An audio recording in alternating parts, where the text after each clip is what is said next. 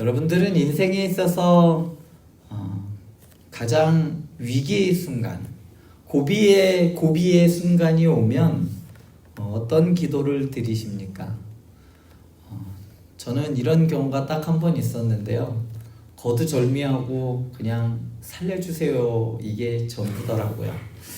어떤 분들은 삶의 문제 앞에 고비, 요 고비만 잘 넘기면 될 텐데 라는 그러한 상황 속에서 이렇게 하나님, 제 삶을 좀 열어주십시오, 혹은 하나님 이 문제 좀 해결해 주시면 좋겠습니다. 또 어떤 분들은 질병으로 인해서 고통받고 있는 성도님들 중에는 하나님 이 병만 좀 고쳐주십시오 라고 기도하시는 분들도 계십니다. 이러한 기도는 잘못된 기도가 아닙니다. 이 세상의 문제 앞에 우리는 무엇이든지 하나님께 구하며 또한 하나님께 답을 구해야 하는 그러한 존재들입니다. 그런데 우리가 기도하면서 끊임없이 질문해야 할 것들이 있습니다. 그냥 기도하는 것이 아니라 하나님 이것만 해주시고 저것도 해주시고 꼭 들어주셔야 합니다. 이렇게 기도하는과 동시에 우리는 하나님께, 나 자신에게 이러한 질문을 던져야 합니다. 나의 기도는 지금 하나님을 구하고 있는가? 아니면 하나님의 손에 든 것을 구하고 있는가? 이것을 우리는 항상 기도하기 전에 질문을 던지고, 기도하는 중에도 항상 이것이 과연 하나님의 임재를 구하는 것인지 아니면 하나님이 주시는 것들을 구하고 있는지 항상 우리는 점검해 보아야 한다는 겁니다. 대부분의 사람들은 결과와 응답을 구합니다. 그래서 기도 응답 받았어? 아유, 잘했어. 그냥 의도한 대로 되면 그것이 정말 하나님의 응답이라고 생각해서 그것이 전부인 것처럼, 신앙생활은 기도 응답 받기 위해서 하는 것인 것처럼 여겨질 때가 있습니다. 그러나 성경은 끊임없이 우리에게 하나님의 임재와 하나님의 얼굴을 구하라 라고 말하고 있습니다. 시편 105편 4절에 보면 시편 기자는 이렇게 말합니다. 여호와와 그의 능력을 구할지어다. 그의 얼굴을 항상 구할지어다. 이렇듯 하나님의 백성들은 무엇을 구해야 하면서 살아가야 하는가? 하나님의 백성들은 하나님의 임재로 살아가기에 날마다 하나님의 도우심을 구해야 했습니다. 하나님의 백성들의 삶이 어떠했는지, 내가 지금 이 땅 가운데 현재 어떻게 하나님의 백성으로 살아갈 수 있을까? 어떻게 살아가야 할지 그것을 알고 싶을 때 가장 확실한 방법은 성경을 통해서, 성경에 있는 하나님의 백성들, 즉 이스라엘 백성들은 어떻게 살아갔는지를 살펴보면 우리 이 땅에서 지금 살아가는 우리에게 답이 되어줄 수가 있습니다. 그래서 그 중에서도 광야에서의 40년 동안 이스라엘과 하나님과의 이 동행이라는 것은 바로 하나님의 백성들의 삶의 모형이라고 할 만큼, 즉 천국의 모형, 하나님 나라의 모형이라 할 만큼 아주 극적인 장치로서 우리에게 하나님 나라를 보여주고 있습니다. 특별히 오늘 본문 말씀, 출애굽기 33장 2절부터 3절, 출애굽기 33장 이전에 있는 아주 중요한 사건이 등장합니다. 그 사건은 바로 금송아지 사건이에요. 금송아지 사건 이후의 일을 다루고 있는 것이 바로 오늘 말씀입니다. 특별히 오늘 본문은 하나님이 이스라엘 백성들에게 하신 아주 충격적인 선언이 포함되어 있어요.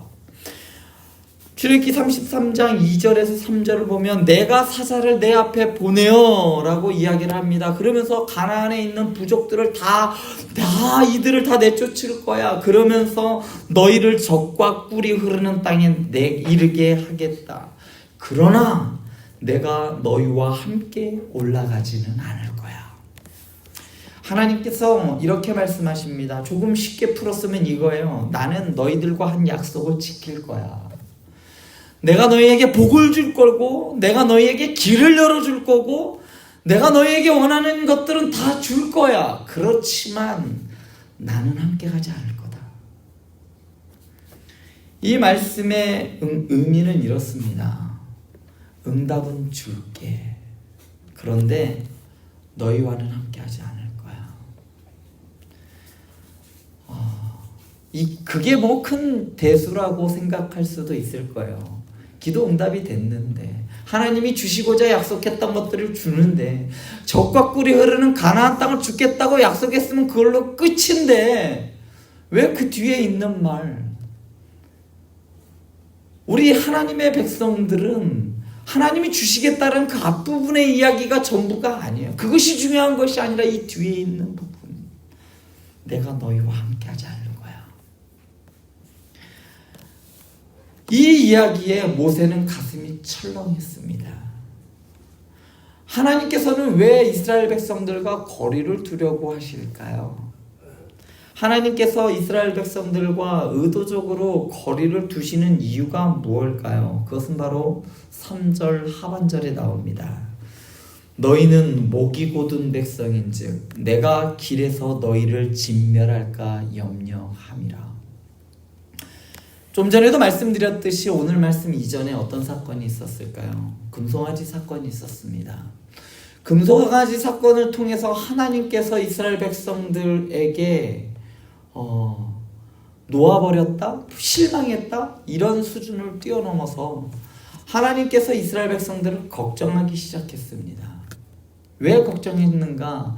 이전에는 하나님께서 이스라엘 백성들과 직접 만나주셨어요. 시내산에서 하나님의 임재를 봤습니다. 구름을 통해서, 비록 구름을 통해서 가려주시기는 했지만 그 임재가 얼만큼 이스라엘 백성들에게 위험한지 하나님께서 아셨어요. 왜 하나님의 임재가 이스라엘 백성들에게 위험한 것인지, 그들에게 그 죄라는 것이 정령 떼어낼 수 없는, 이 죄가 죄로 인해 어쩔 수 없는 존재들이라는 것을 아셨다는 거.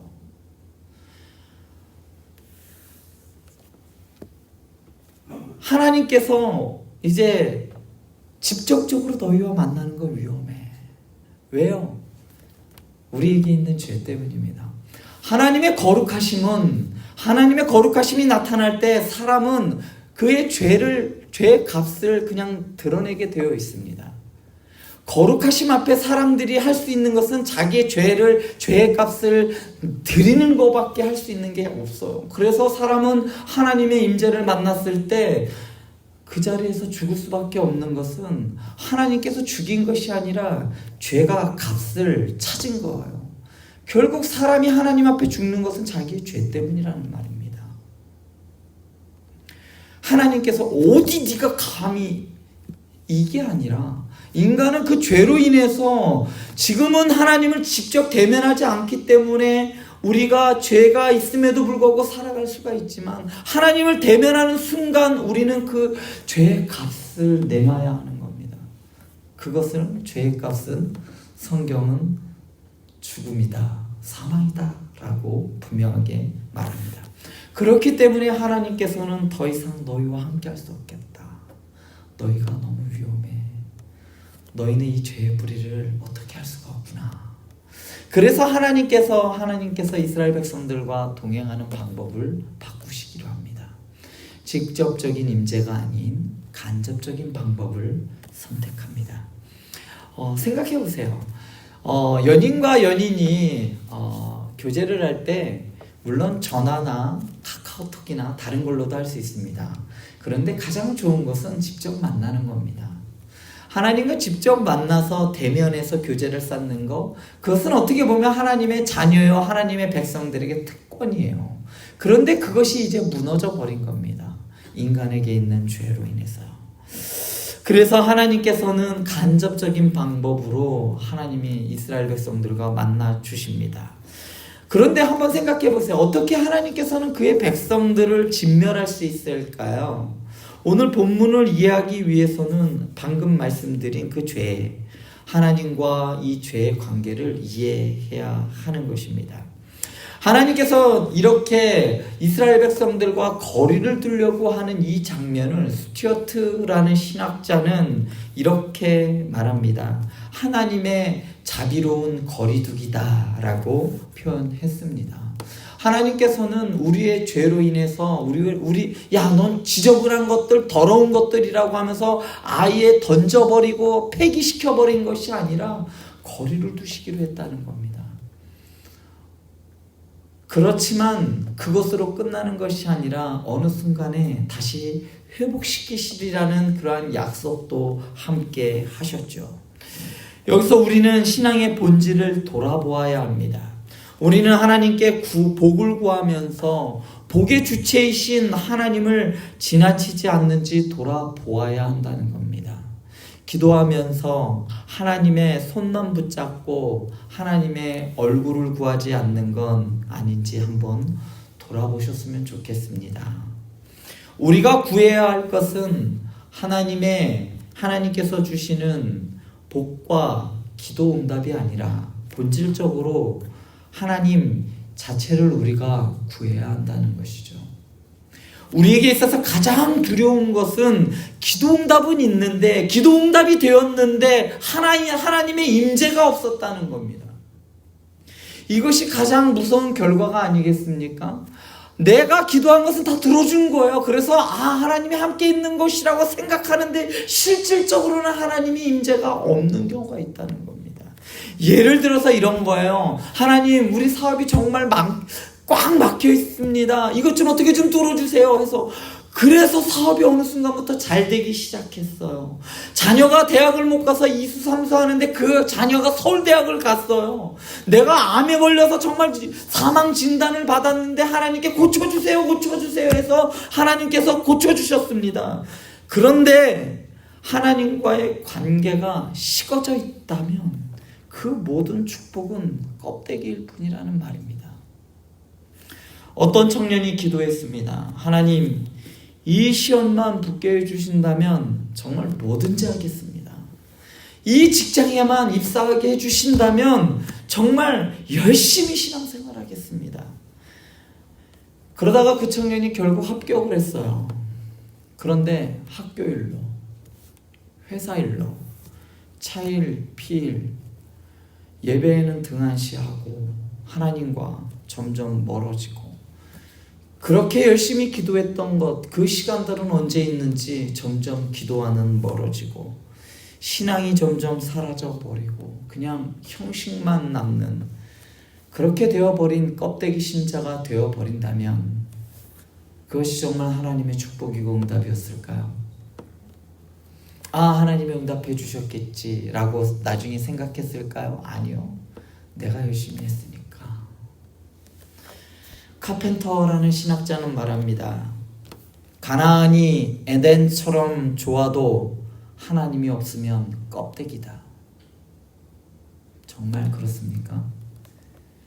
여러분들의 삶도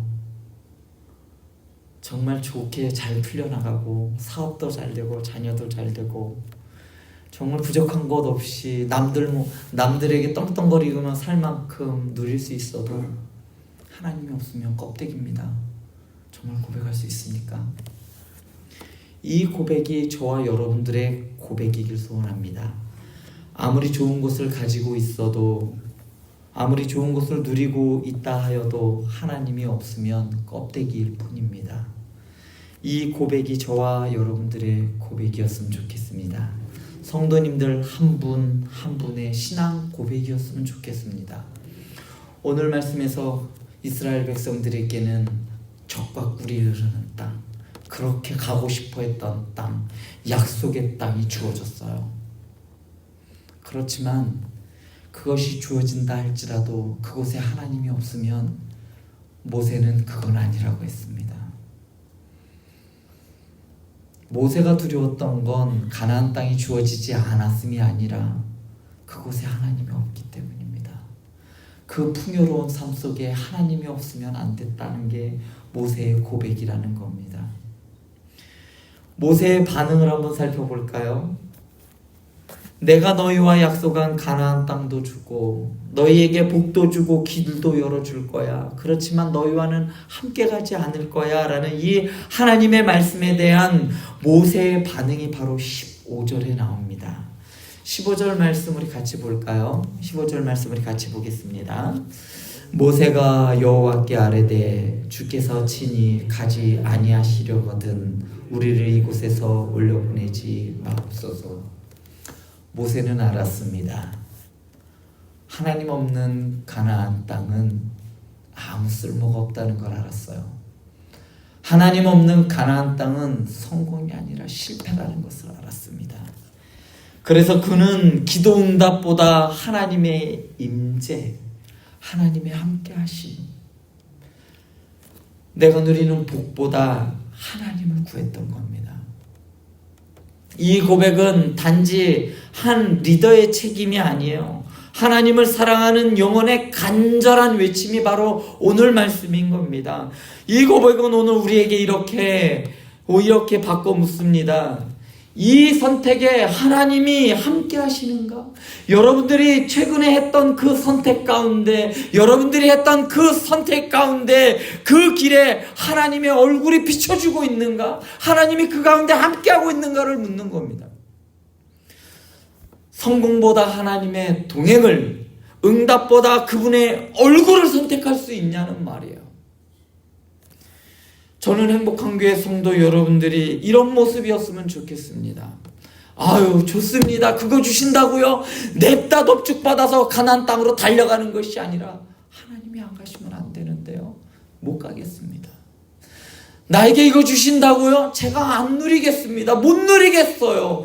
하나님이 함께 하지 않는데 이걸 내가 어떻게 누릴 수가 있겠습니까? 하나님이 함께 해주시지 않으면 아무리 좋은 것이 주어진다고 해도 그것은 저에게 있어서 저주입니다. 제가 오늘 이 마지막 설교를 준비하면서 성도님들에게 가장 해주고 싶은 이야기가 바로 이것입니다. 나 무엇과도 주님을 바꾸지 않으리. 찬양으로만, 입술로만 노래하는 것이 아니라 정말 세상 그 무엇보다도 예수 아니면 안 됩니다. 그런 사람이었으면 좋겠습니다. 현대 그리스도인들은 종종 결과 중심의 신앙에 머뭅니다.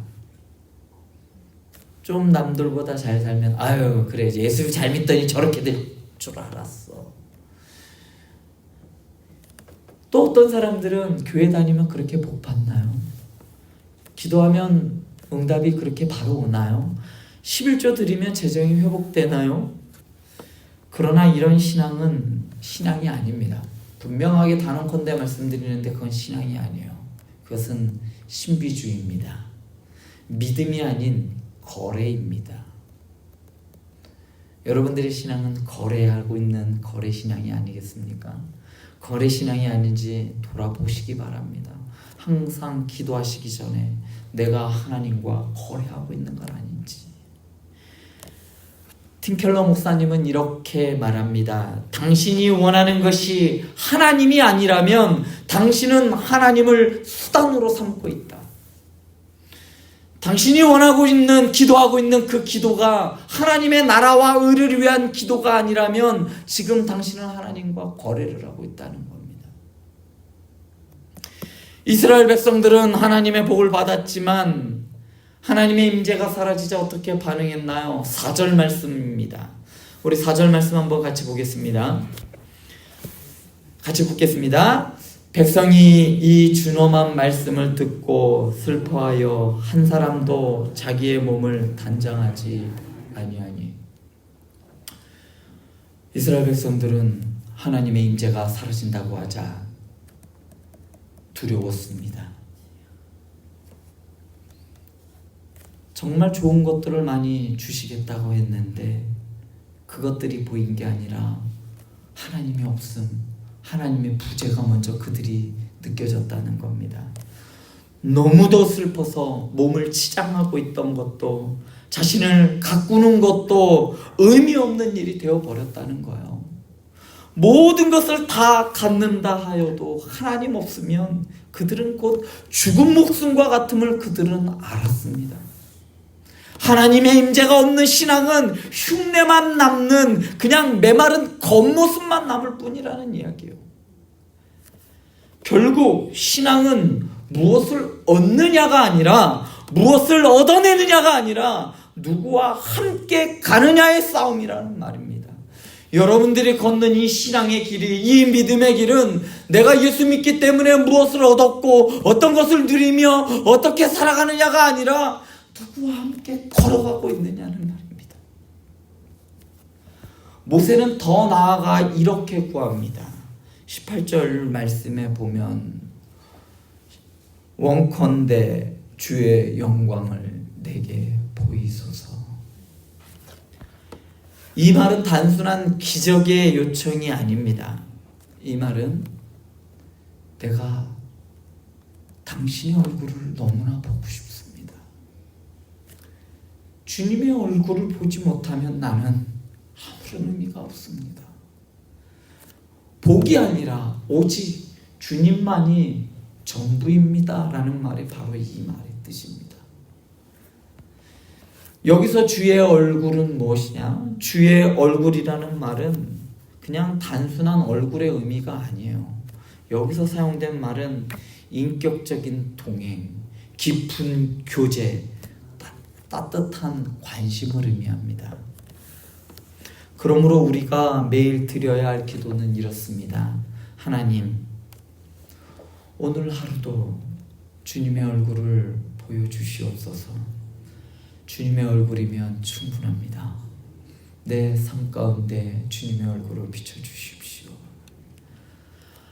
이제 다시 한번 우리 성도님들에게 묻겠습니다. 성도님들의 신앙은 어디를 향해 가고 있습니까? 응답을 향해 가고 있습니까? 복을 향해 가고 있습니까? 아니면 하나님을 향해 가고 있습니까? 우리의 목적지는 가나안 땅이 아니에요. 많은 분들이 성경을 보면 이스라엘의 목적지는 가나안 땅이었다라고 하지만 더 정확하게는 오늘 말씀에서 이스라엘 백성들의 목적지는 가나안 땅이 아니었습니다. 모세는 안 가겠다고 했어요. 이스라엘과 모세의 목적지는 가나안이 아니라 바로 하나님이었습니다. 비록 40년의 광야 생활이었지만 하나님의 임재와 함께했던 그곳 광야가 이스라엘 백성들에게는 천국이요 하나님의 나라요 그들의 목적지였다는 겁니다. 그러나 그들이 하나님과 언약을 깨뜨리고 이방인들을 따라 우상 숭배의 길로 갔을 때 적과 꿀이 흐르던 그 가나안 땅은 전쟁의 소용돌이가 휘몰아치는 지옥의 문이 되고 말았습니다. 하나님 그분이 함께 계시다면 비록 척박하고 풀 한 폭이 없고 물 한 모금 제대로 기대할 수 없는 광야라 할지라도 쉼을 얻고 평안을 누릴 수가 있었습니다. 하지만 하나님이 함께하지 않았을 때에 적과 꿀이 흐르는 가나안 땅은 축복의 땅이 아니라 저주의 땅이 되고 말았습니다. 여러분들의 삶은 지금 축복의 땅입니까? 아니면 저주의 땅입니까? 여러분들의 삶 가운데 여러분들이 하나님의 얼굴을 구하고 하나님의 임재를 구하고 하나님이면 충분합니다 라고 고백하며 붙들고 살아갈 때 여러분들의 삶이 축복이 되는 겁니다. 그러므로 오늘 우리가 점검해야 할 것은 과연 내 앞에, 내 뒤에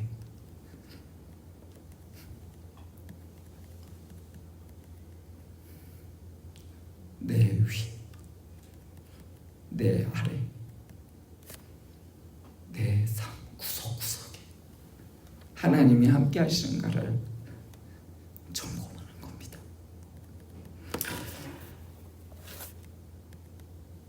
오늘 이렇게 결단했으면 좋겠습니다. 하나님 없이는 한 걸음도 나아가지 않겠습니다. 복이 아니라 응답보다 하나님의 얼굴을 구하겠습니다. 오늘도 주님의 얼굴을 나에게 비춰주십시오. 이렇게 하나님의 임재와 하나님의 얼굴을 구하는 우리 사랑하는 행복한 교회 성도님들 되시길 간절히 축원드립니다. 기도하시겠습니다.